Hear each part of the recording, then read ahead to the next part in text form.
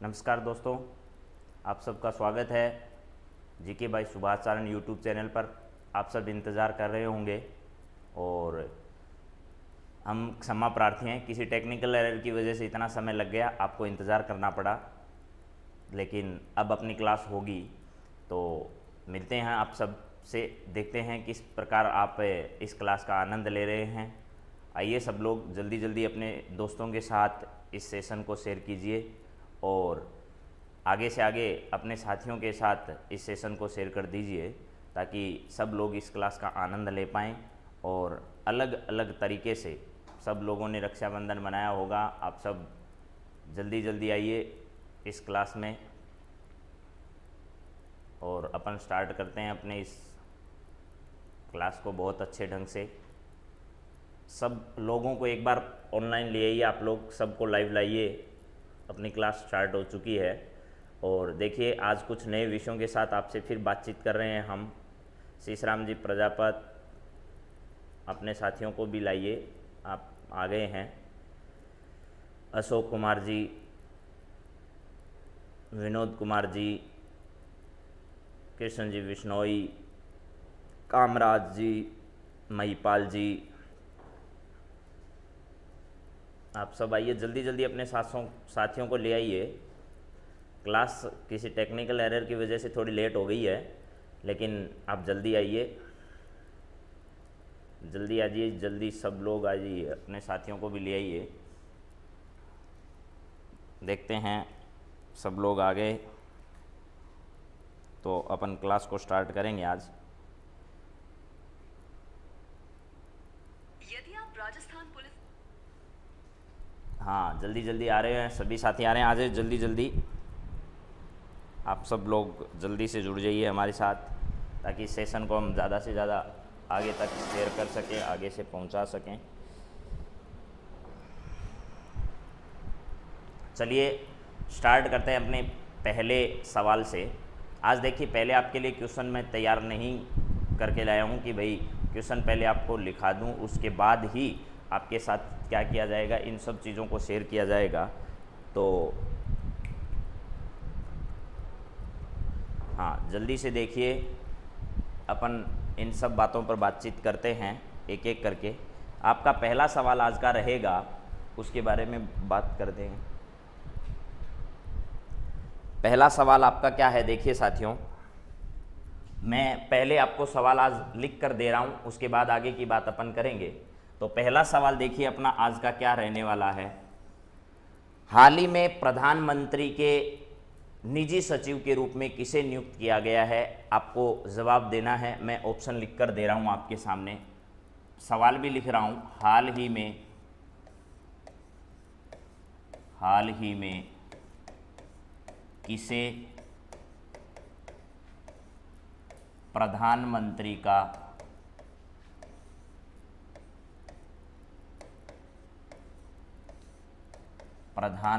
का निजी सचिव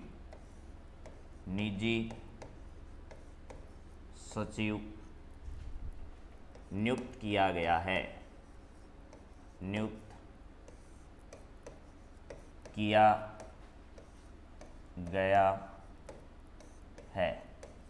आपके सामने पहला ऑप्शन, दूसरा, तीसरा और चौथा, 4 ऑप्शन मैं लिख रहा हूँ। मेरे साथियों ने जल्दी से आ जाइए, सभी साथी अभी भी इंतज़ार करें। गुड मॉर्निंग सबको, गुड मॉर्निंग। आप आइए, सब आ जाइए, गुड मॉर्निंग,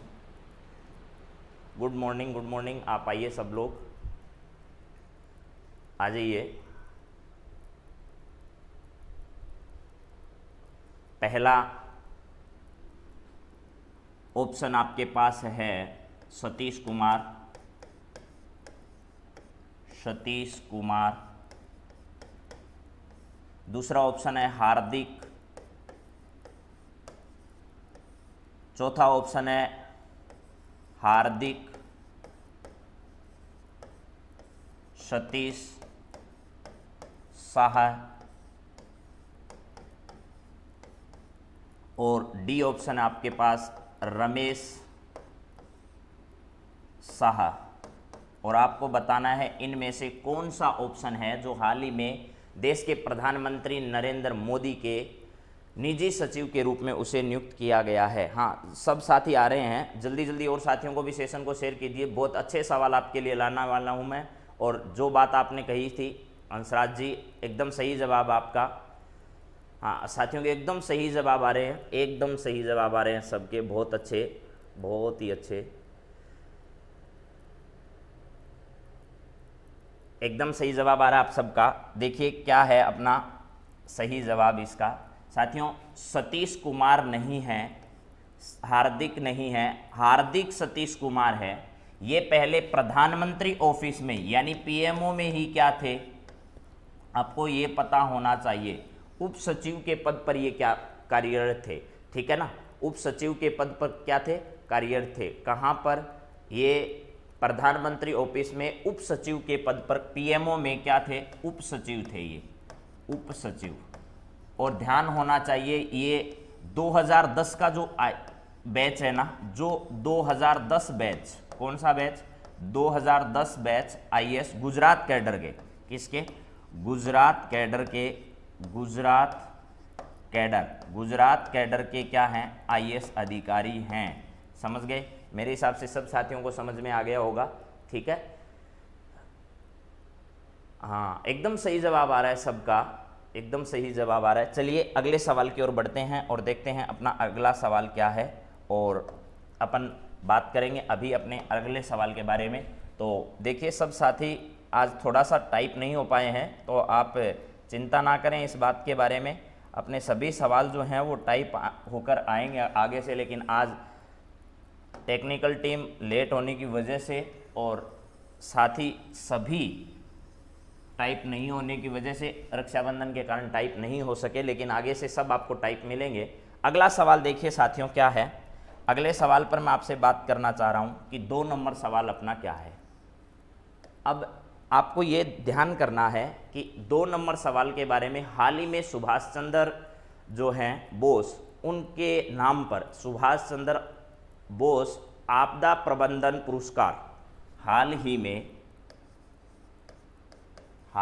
में सुभाष चंद्र बोस, ध्यान से सुनना सवाल को, सुभाष चंद्र बोस आपदा प्रबंधन पुरस्कार, कौन सा, आपदा प्रबंधन पुरस्कार 2020, पुरस्कार 2020 किसे प्रदान किया गया, किसे प्रदान किया गया, ये आपको जवाब देना है, ठीक है। और वो भी किस श्रेणी में, व्यक्तिगत श्रेणी में बताना है, व्यक्तिगत श्रेणी में किसे दिया गया। ऑप्शन आपके लिए मैं लिख रहा हूं, पहला ऑप्शन ए, ये है गंगाराम, एकदम सही जवाब दे रहे हो सब साथी।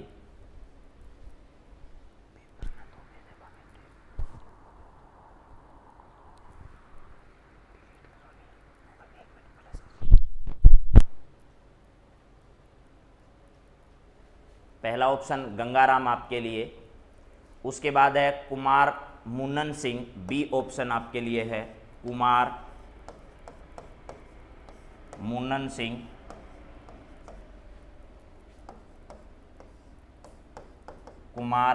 सिंह, सी ऑप्शन आपके लिए है नरेंद्र मोदी,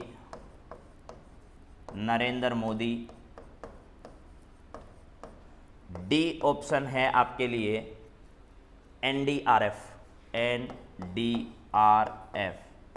जल्दी से जवाब दीजिए साथियों। अब आप लोग, देखता हूं किस किस के एकदम सही जवाब आते हैं। दीपिका बीकानेर से, संजय कुमार जी,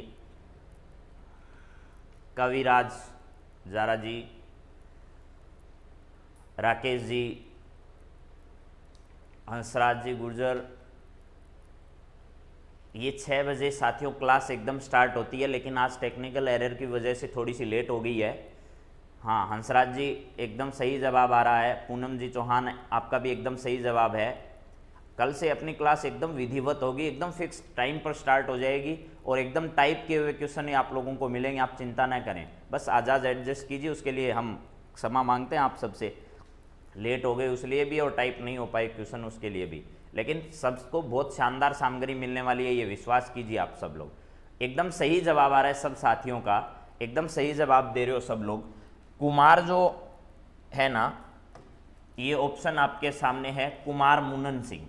अब आपको पता होना चाहिए सुभाष चंद्र बोस जी के नाम पर ये पुरस्कार क्या किया गया, आरंभ किया गया, सुभाष चंद्र बोस आपदा प्रबंधन पुरस्कार। इस पुरस्कार की शुरुआत देखिए, मैं सारी चीज़ें आपसे शेयर कर रहा हूँ। इसकी शुरुआत 2019 में की गई थी। कब की गई थी? 2019 में इसकी शुरुआत की गई थी। अब इसके बाद ध्यान रखिएगा कि इसमें व्यक्तिगत जो श्रेणी होती है, 2 श्रेणियों में ये पुरस्कार दिया जाता है, व्यक्तिगत श्रेणी में और एक दिया जाता है संस्था को। तो व्यक्तिगत जो होती है उसमें तो इसमें 5 लाख रुपए का इनाम दिया जाता है। क्या दिया जाता है? 5 लाख रुपए का इनाम दिया जाता है। और इसमें 51 लाख रुपए का इनाम दिया जाता है, 51 लाख रुपए। इसमें 5 लाख रुपए का क्या दिया जाता है? इनाम दिया जाता है। ध्यान करिएगा, व्यक्तिगत श्रेणी में 2020 का किसे दिया गया? कुमार मुनन सिंह को यह पुरस्कार प्रदान किया गया। अब आप सबको समझ में आ गई होगी बात, ठीक है? कुमार मुनन सिंह।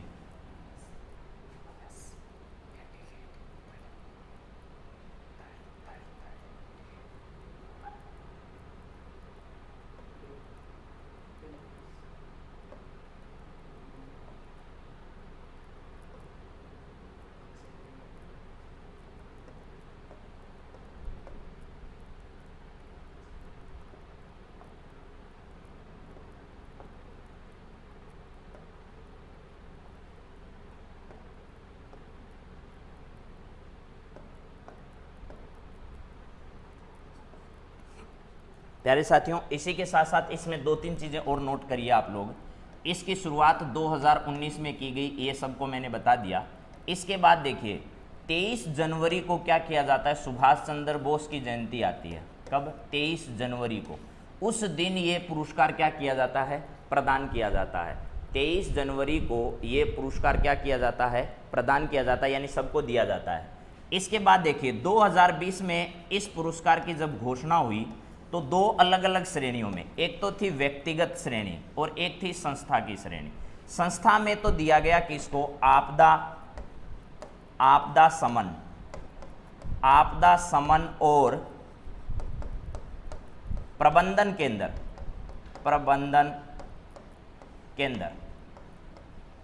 उत्तराखंड को ये तो दिया गया संस्था को। कौन सी संस्था है? आपके सामने मैंने लिख रखी है कि आपदा समन और प्रबंधन केंद्र जो है उत्तराखंड, उसको तो दिया गया संस्था, यानी इसको कितने रुपए का पुरस्कार दिया गया? 51 लाख रुपए का पुरस्कार दिया गया। इसे 51 लाख रुपए का क्या दिया गया? पुरस्कार। एक व्यक्तिगत श्रेणी में आपको अभी नाम बता दिया है कि ये दिया गया कुमार मुनन सिंह को। कुमार मुनन सिंह को ये क्या किया गया? प्रदान किया गया।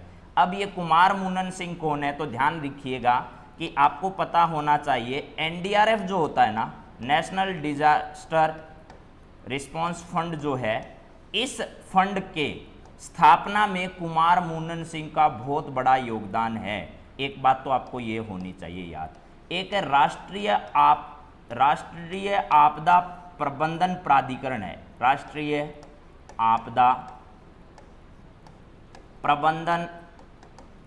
प्रबंधन क्या है? प्राधिकरण है। इस प्राधिकरण के ये क्या थे? सदस्य थे। ये भी आपको मालूम होना चाहिए। 23 जनवरी को ये दिया जाता है। 2019 से इसकी क्या की गई थी? शुरुआत की गई थी।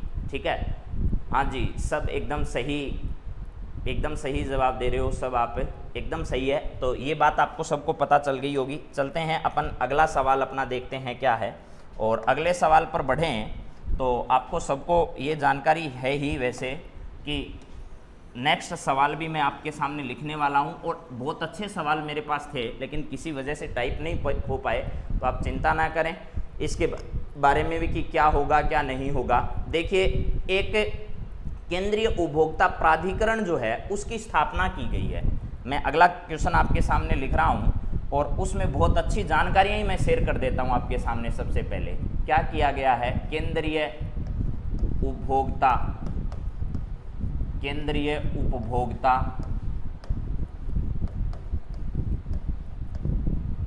मैंने आपको इसका एक्ट बताया था कल, लास्ट जो क्लास हुई थी उसमें अपन ने शेयर किया था केंद्रीय उपभोक्ता प्राधिकरण के बारे में। केंद्रीय उपभोक्ता प्राधिकरण, उस दिन तो एक्ट की बात की थी, आज क्या बात कर रहे हैं अपन, प्राधिकरण की बात कर रहे हैं। तो आपको क्या करना है, इनमें से कौन से ऑप्शन जो हैं वो सत्य हैं आपको ये बताना है। समझ गए, मैं इसके बारे में लिख रहा हूं। हाँ, आज आप लोगों से मैं विश्वास दिला रहा हूं आपको कि आपको पीडीएफ पीछे नहीं मिली होगी, लेकिन आज पक्की मिल जाएगी। समझ गए, अशोक जी कह रहे हैं बार बार कि सर टेलीग्राम अपलोड कर दो। आज आपको क्लास होते ही, ये टाइप नहीं है लेकिन फिर भी मेरे हैंड रिटन जो नोट्स हैं इसकी क्लास के वो आप लोगों को सबको मिल जाएंगे। आज ही आप चिंता ना करें। आप पहले इस सवाल का जवाब दीजिएगा मुझे कि केंद्रीय उपभोक्ता प्राधिकरण के संबंध में कौन सा कथन जो है वो सत्य है। ठीक है, तो आपको पहला ऑप्शन बता रहा हूं, इस प्राधिकरण की स्थापना, इस प्राधिकरण की स्थापना, प्राधिकरण की स्थापना उपभोक्ता संरक्षण अधिनियम 2019 के तहत की गई है। स्थापना उपभोक्ता संरक्षण अधिनियम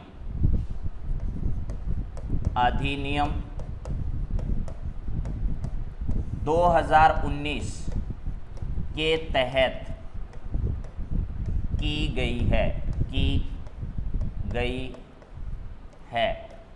एक ऑप्शन तो ये है। अभी सुनना जरा, मैं ऑप्शन आपके लिए बहुत लेकर आया हूं, वो सब लिख देता हूं। इसके बाद अगला है, इस प्राधिकरण की मुख्य आयुक्त जो है वो निधि खरे को नियुक्त किया गया है। इस प्राधिकरण की अध्यक्ष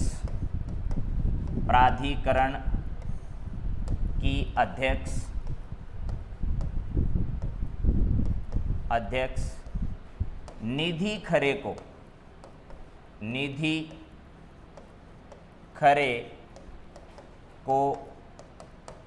नियुक्त किया गया है। ये दूसरा ऑप्शन आपके लिए। अगला तीसरा देखिए, तीसरा आपके पास है कि इस प्राधिकरण की स्थापना 24 जुलाई 2020 को की गई। इस प्राधिकरण की स्थापना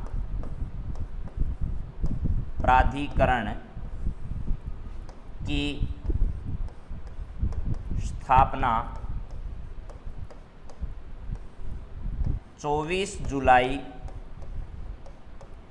2020 को की गई।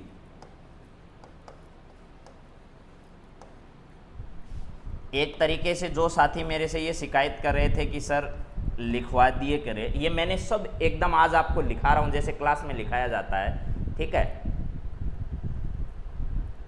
हाँ रमेश जी, स्टडी पॉइंट आप कह रहे हो कि गुरुजी क्लास कब स्टार्ट हुई, 6 बजे तो नहीं हुई, आज थोड़ा सा हम लेट हो गए, उसके लिए आपसे क्षमा प्रार्थी हैं। लेकिन अगले जो क्लास होगी अपनी कल वाली वो फिक्स 6 बजे स्टार्ट होगी। कोई टेक्निकल इश्यू अगर नहीं होता है तो ठीक है, तो आप जल्दी जल्दी अपने साथियों के साथ इस सेशन को शेयर कर दीजिए। मुझे पता है लेट होने की वजह से कुछ साथी चले गए हैं या वापस हो गए हैं। हाँ, अर्जुन वर्मा जी, भूराराम जी, सभी को गुड मॉर्निंग आप। हाँ, अगला देखिए, मैंने लिखा है इस प्राधिकरण की स्थापना 24 जुलाई 2020 को की गई। इसके बाद अगला है आपके पास, इस प्राधिकरण का उद्देश्य क्या है। तो इस प्राधिकरण का उद्देश्य एक वर्ग के रूप में उपभोक्ताओं के अधिकारों को बढ़ावा देना। इस प्राधिकरण का जो उद्देश्य है, प्राधिकरण का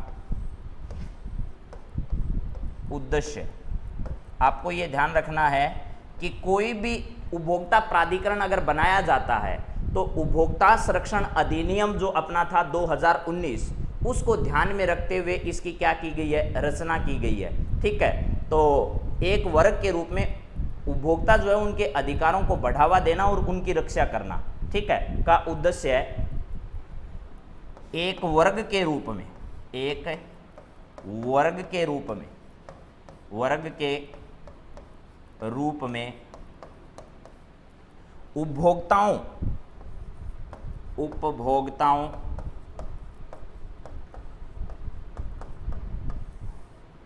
के अधिकारों की रक्षा करना, के अधिकारों की क्या करना जी, रक्षा करना। अब आपको ये बताना है कि इनमें से कौन कौन से ऑप्शन इस प्राधिकरण, केंद्रीय उपभोक्ता प्राधिकरण के संबंध में सही है या नहीं। मैं ऑप्शन लिख रहा हूं आपके सामने। ए ऑप्शन केवल एक सही है, केवल एक सही है। बी ऑप्शन केवल फर्स्ट और सेकंड दो सही है। C option first, second, third सही है, यानी पहले तीन सही है। या ऑप्शन डी उपरोक्त सभी सही है, उपरोक्त सभी सही है। अब बताइए आपका सही जवाब क्या है, जल्दी से मुझे बताइए। देखता हूं किस किस साथी का एकदम सही जवाब आता है, जल्दी जवाब दीजिए। हाँ, ये क्लास हमेशा लगती है। कुमन सिंह जी एकदम सही कह रहे हो, ये क्लास हमेशा लगती है। हंसराज जी एकदम सही जवाब आपका सबसे पहले आया है इस बार, एकदम सही जवाब आया है आपका। हरीश जी आप जवाब दीजिए, अन्य बातें आप नहीं कीजिए क्लास में। आप जल्दी जल्दी इस सवाल का जवाब दीजिए। एकदम सही लिख रहे हैं मेरे सब साथी, एकदम सही कर रहे हो। डी ऑप्शन, क्योंकि आप क्या हो, तुक्का लगाने में एकदम एक्सपर्ट हो और सही तुक्का लगाते हो, गलत नहीं लगाते हो। मैंने ये ऑप्शन इसलिए दिया है, बहुत कुछ आप एकदम सही कह रहे हो। तो साथियों एकदम सही जवाब आ रहा है सबका। मनोज जी, सुनील जी, राहुल जी, रिधि जी, विक्रम जी, आपका जवाब गलत है। बे ऑप्शन इसका नहीं होगा, इसका जवाब होगा उपरोक्त सभी सही हैं साथियों। देखिए मैंने उपभोक्ता संरक्षण अधिनियम आप लोगों को बताया था 2019, तो अब उसके लिए क्या किया गया है, एक प्राधिकरण का गठन किया गया है। उस प्राधिकरण का गठन 24 जुलाई 2020 को किया गया। पहली बात तो ये याद रखना, आगामी आने वाली परीक्षाओं के लिए उपभोक्ता संरक्षण अधिनियम और उपभोक्ता आपका प्राधिकरण जो है वो बहुत इंपॉर्टेंट आपकी परीक्षा में पूछा जा सकता है। ठीक है, 20 जुलाई को क्या किया गया है, एक्ट की स्थापना की गई है। मेरे एक साथी लिख रहे हैं 20 जुलाई, तो याद रखनी है 20 जुलाई को तो क्या किया गया है, एक्ट है। 20 जुलाई को एक्ट लाया गया था, ठीक है ना, ये ध्यान रखना। और 24 जुलाई को क्या किया गया है, इसका एक प्राधिकरण है, केंद्रीय उपभोक्ता संरक्षण अधिनियम नहीं है, ये क्या है, प्राधिकरण है। इस अधिनियम के तहत ही इस प्राधिकरण का गठन किया गया है। और इसका गठन कब किया गया है, 24 जुलाई 2020 को किया गया, ये भी सही है। इस प्राधिकरण की स्थापना उपभोक्ता संरक्षण अधिनियम 2019 के तहत की गई है, ये भी बात एकदम सही है। और अगला देखिए, इस प्राधिकरण का उद्देश्य क्या है, उद्देश्य यही है कि भाई इसके साथ जो भी ग्राहकों के साथ धोखाधड़ी होता है, उनके अधिकार जो हैं उन अधिकारों की क्या करना है, रक्षा करना, इस प्राधिकरण का मूल उद्देश्य है। तो इसका मतलब आपको ये प्राधिकरण समझ में आ गया होगा मेरे हिसाब से। किसी साथी को अगर कोई समस्या है तो जल्दी जवाब दीजिए कि हमें समस्या है सर। किसी भी बच्चे को अगर इस प्राधिकरण से रिलेटेड कोई भी दिक्कत है या कोई भी समस्या है, अभी तक ये बात अगर समझ में नहीं आई है तो आप जल्दी से कमेंट करिए ताकि आपकी समस्या का क्या किया जाए, समाधान कीजिए, समाधान किया जाए। जल्दी से जवाब दीजिए। सब साथी लिख रहे हैं एकदम सही। दीपिका और पूनम चौहान जी, आपको भी बहुत बहुत थैंक यू, आप थैंक यू दे रहे हो, बहुत बहुत आपको भी बहुत थैंक यू दे रहा हूँ मैं भी। आप जल्दी से बताइए इस प्राधिकरण से रिलेटेड अब किसी को कोई समस्या नहीं है, आगे बढ़ें अपन अगले सवाल पर बात करें। सबको समझ में आ गया होगा शायद मेरे हिसाब से।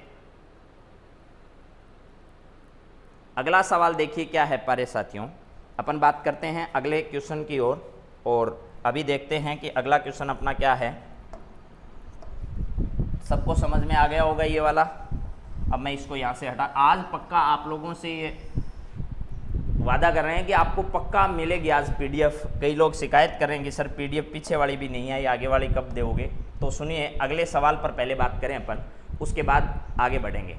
देखिए, अटल नवाचार मिशन जो है, अटल नवाचार मिशन, उसने एक कार्यक्रम शुरू किया है। आपको बताना है उस कार्यक्रम का नाम क्या है। अगला क्वेश्चन आपके लिए है, अटल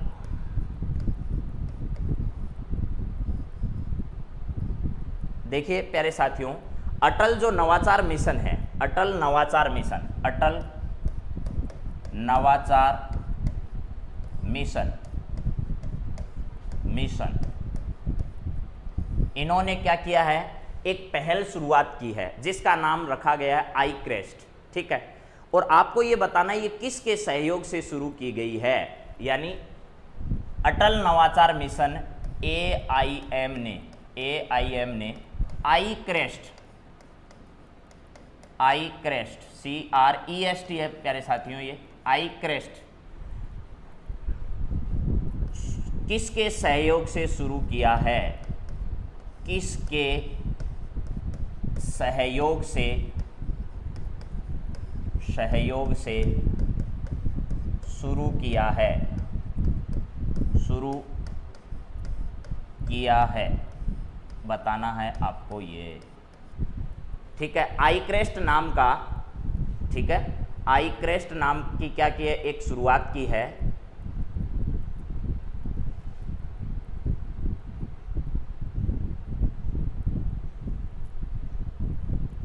साथियों जल्दी जल्दी आप इस क्वेश्चन का जवाब दीजिए। आप आपस में बात मत करिए क्लास में, बहुत लोग आपस में बात करने में बिजी हैं। उनसे निवेदन है कि वो पढ़ाई करें इस शुभ मुहूर्त में, अच्छी सुबह है, जल्दी याद होगा सब चीज़ें। सुनील जी आप पूछ रहे हो कि सर पीडीएफ कहाँ मिलेगी, तो आप लोगों को याद होना चाहिए, मैंने पीछे भी बता दी।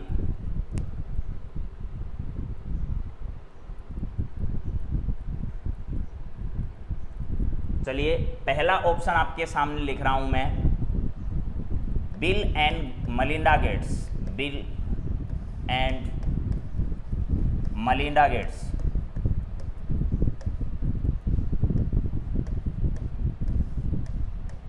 एक नंबर ऑप्शन आपके लिए बिल एंड मलिंडा गेट्स है, पहला ऑप्शन आपके लिए। दूसरा है वाधवानी फाउंडेशन, क्या है, वाधवानी फाउंडेशन।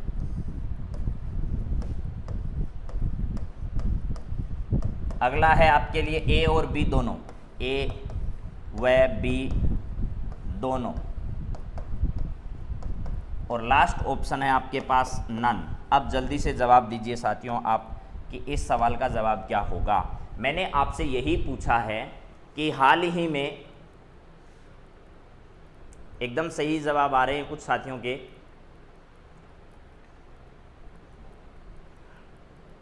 एकदम सही जवाब आ रहे हैं, जल्दी जल्दी जवाब दीजिए इसका कि अटल नवाचार मिशन की हाल ही में शुरुआत हुई है और उसका नाम रखा गया AIM आई क्रेस्ट। ये किसके सहयोग से लॉन्च किया गया है, आपको बताना है इसका जवाब। सब साथी एकदम सही जवाब दे रहे हैं, एकदम सही। आप साथ साथ में मेरे साथियों एकदम करंट जीके, जिनको एक हवा लगता है, जिनके लिए फोबिया है करंट जीके, वो सभी बच्चे ध्यान करें, अपना एक शानदार सा नोट्स बनाएं, उसमें सब लिखते जाएं। जरूरी नहीं आप उसमें बहुत सुंदर लिखें, लेकिन जल्दी जल्दी लिखें और रोजाना लिखें। जितना आप मेरे साथ साथ चीज़ों को लिखेंगे आपको लंबे समय तक याद रहेगी चीज़ें, और उतने ही अच्छे ढंग से याद रहेगी।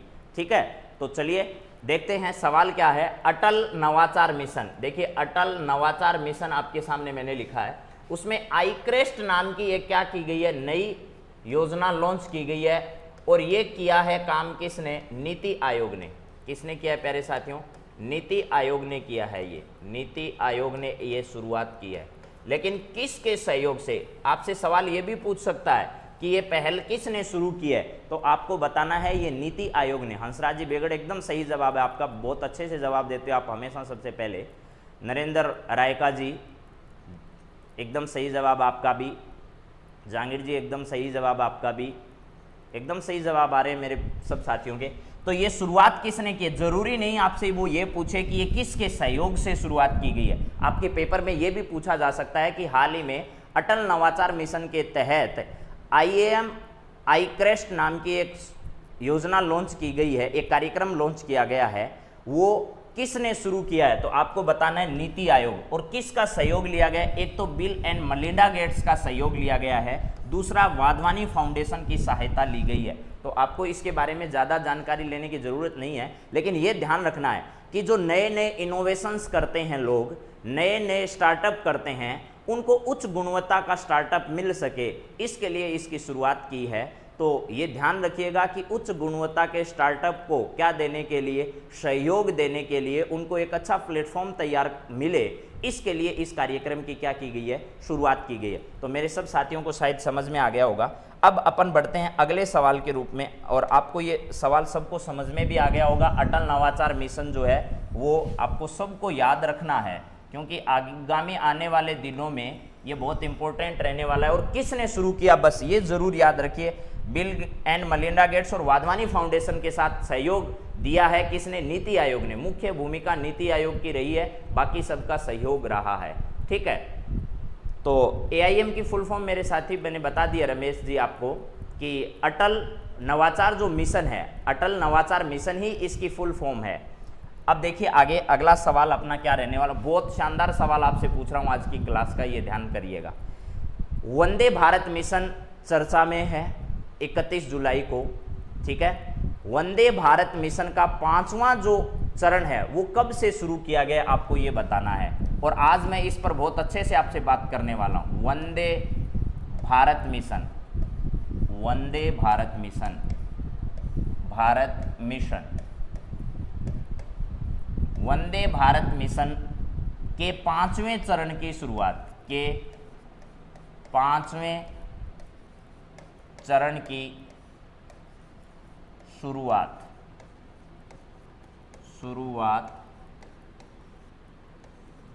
कब की गई,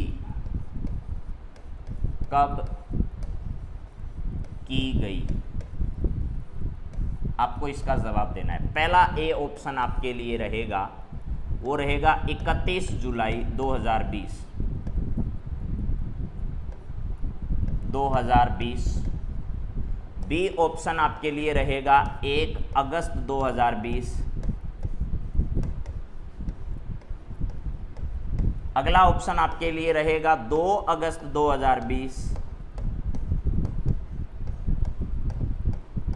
और डी ऑप्शन आपके लिए रहेगा 3 अगस्त 2020। 3 अगस्त 2020 ये आपके ऑप्शन हैं। आपको बताना है वंदे भारत मिशन के 5वें चरण की, अब तक 4 चरण कंप्लीट हो चुके हैं। आपको बताना है 5वां चरण कब से शुरू किया गया। और अब मैं आपसे बात करूंगा, थोड़ी देर आप धैर्य बनाकर रखें, बहुत अच्छी बातचीत अपन करने वाले हैं इस टॉपिक पर, क्योंकि आपकी परीक्षा के लिहाज से ये टॉपिक बहुत इंपॉर्टेंट है। एकदम सही जवाब आ रहे हैं मेरे सभी साथियों के, और वो बार बार एकदम सही जवाब देते जा रहे हैं। वंदे भारत मिशन के बारे में आपको बताना है, ठीक है ना। वंदे भारत मिशन जो अपना है उसके बारे में आपको जानकारी देनी है, और ये बताना है कि इनमें से जो मैंने लिखे हैं इनमें से कौन सा ऑप्शन एकदम सही है आपके लिए, इसकी जानकारी आपको देनी है। तो बताइए जल्दी से आप लोग कि वंदे भारत मिशन के संबंध में मैंने आपसे जो पूछा है 5वां चरण, एकदम सही जवाब आ रहे हैं। कुछ साथी गलत जवाब जरूर दे रहे हैं, लेकिन हाँ कुछ को कन्फ्यूज़न है इसमें, 1 जुलाई में, 1 अगस्त में और 31 जुलाई में। ठीक है, एकदम सही जवाब आ रहे हैं सब साथियों के। आप सेशन को शेयर कर दीजिए। अब मैं जो आपसे बात कर रहा हूँ ये बहुत इंपॉर्टेंट है आपके परीक्षा की दृष्टि से, और इससे जुड़े हुए सभी पहलू आपसे डिस्कस करने वाला हूँ मैं।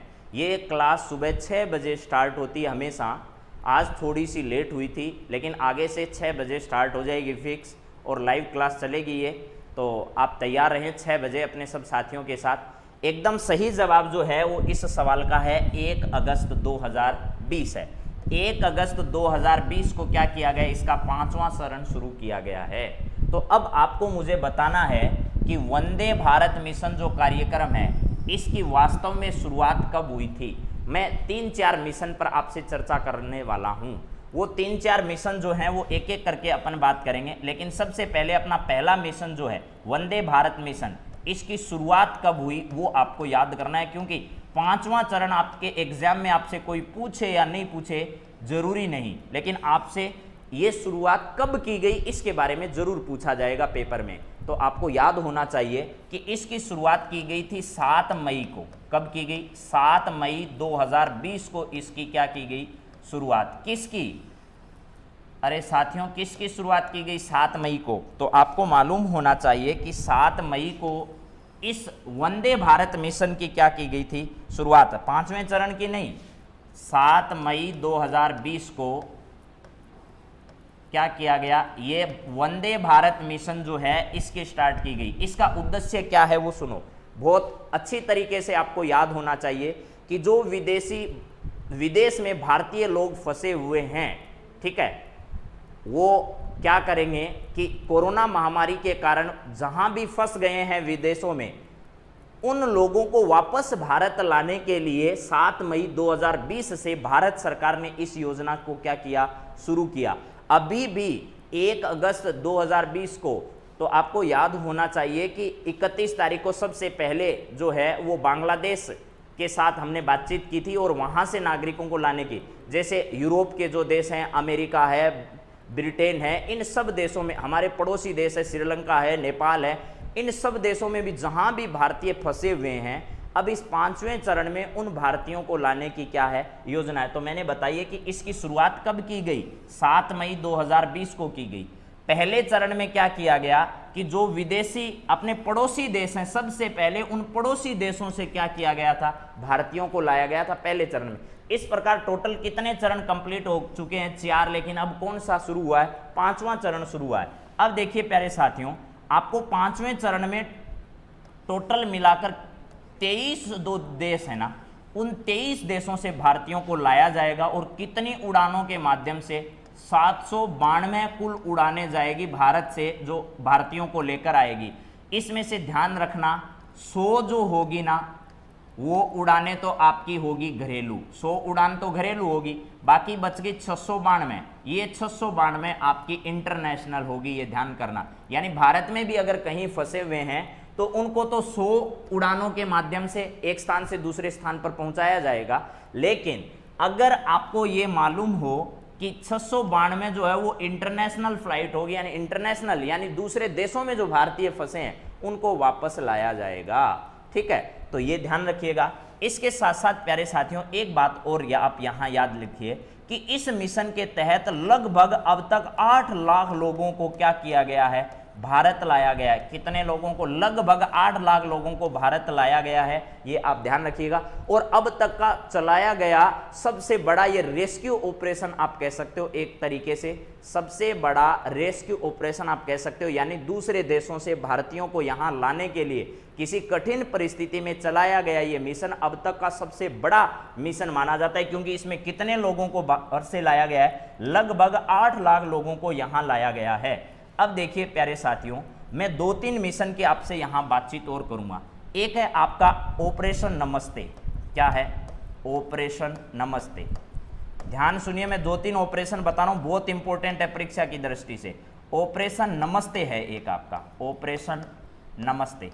इस ऑपरेशन नमस्ते की शुरुआत कब की गई और इसका उद्देश्य क्या है? देखो, तो सबसे पहले आपको मालूम होना चाहिए इस मिशन की शुरुआत की गई थी 28 मार्च को। कब की गई? 28 मार्च 2020 को इस मिशन की, सब याद कर लेना। पहला मैंने बता दिया भारत मिशन, परीक्षा में इन पर पक्के सवाल पूछे जाएंगे। दूसरा क्या है? ऑपरेशन नमस्ते। सबसे पहले 28 मार्च को ऑपरेशन नमस्ते शुरू किया गया था भारत सरकार के द्वारा।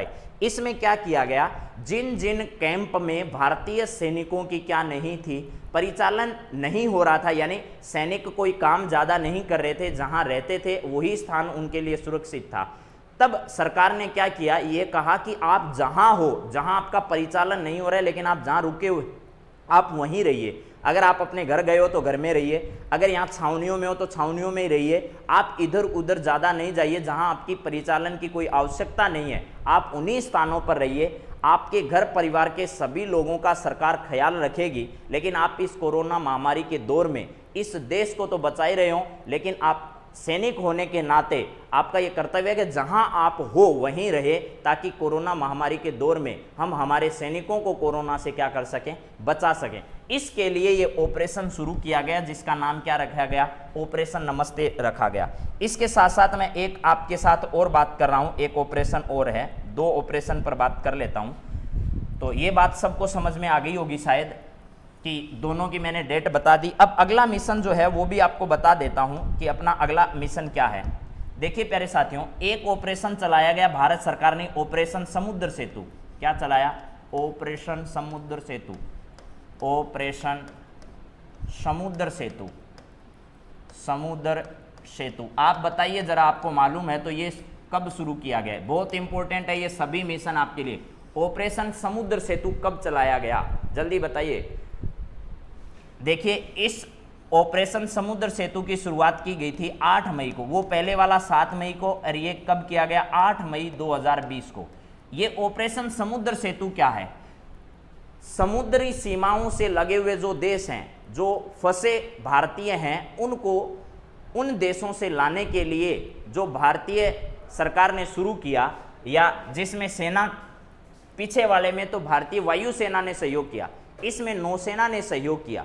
जो नौसेना ने सहयोग करने के बाद इस मिशन को शुरू किया गया, उसका नाम रखा गया समुद्र सेतु। समुद्र सेतु का मतलब ये हुआ कि समुद्री सीमा से लगे हुए जो देश थे, उन समुद्री सीमा से लगे हुए देशों से भारतीयों को बचाने के लिए कोरोना महामारी के समय, ठीक है, उस समय जो मिशन चलाया गया जिसमें नौसेना की सहायता से भारतीयों को वापस लाया गया, वो मिशन कौन सा है, ऑपरेशन समुद्र सेतु है। कब शुरू किया गया, 8 मई 2020 को। पीछे वाला वंदे भारत, और आपको मालूम होना चाहिए कि नमस्ते। तो तीनों मिशन मैंने बता दिया, एक और बता देता हूं जल्दी से आपको, वो है आप लोगों का मिशन सागर। सबसे इंपॉर्टेंट है मिशन सागर। जब भी एग्जाम हो तो मिशन सागर को जरूर याद कर लेना प्यारे साथियों।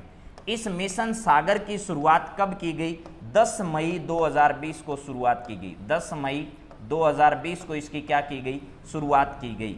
इस मिशन सागर का भी उद्देश्य क्या था, लाना नहीं, भारतीयों को वापस नहीं लाना, तो क्या करना, वहां जो लोग रह रहे हैं उन लोगों तक दवाइयां, जरूरत का जो सामान है वो सामान उन तक पहुंचाया जाए। इसके लिए कौन सा शुरू किया गया, मिशन सागर शुरू किया गया। अब आपको ये जो सागर लिखा है मैंने, SAGAR, इस सागर की फुल फॉर्म भी सब बच्चों को क्या होनी चाहिए, याद होनी चाहिए। इसका फुल फॉर्म मोदी जी ने जब मॉरिशस जो देश है वहां के हाईकोर्ट का उद्घाटन किया तो उन्होंने लिया था अपने भाषण में इसका नाम, और बहुत इंपॉर्टेंट है, इसीलिए प्यारे साथियों कह रहा हूं जब भी परीक्षा हो मिशन सागर जरूर याद कर लेना।